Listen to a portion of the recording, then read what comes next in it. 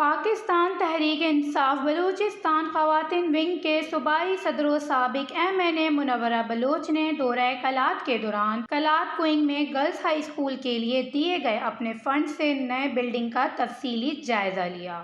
انہوں نے وفد سے بات چیت کرتے ہوئے کہا کہ گورنمنٹ گرلز ہائی اسکول کوئنگ کلات نہ کرے بلڈنگ باس چنا کر سکے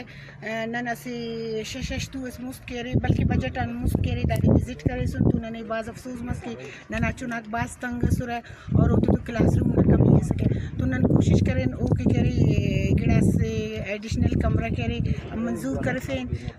کہ او تے اسے آسانی اس ملے او آسانی دوانی گما اولتے نہ تعلیم حاصل کی مگر کمیونٹی کرے اسے فیصلس کرے کہ بھائی او جاگا نہ تنگے تو لہذا کرے نن ارا جاگٹی ڈیوائڈ کینا تھا پرائمری سیکشن اتنا ایڈ کینے آئی اور مڈل اتنا کینے ڈاڑے تو یہ سمجھے وا کہ دا کوئنگ نہ کمیونٹی نہ باز اسے بلو رول اسے کہ مالا وسکا پولنگ اسٹیشن داور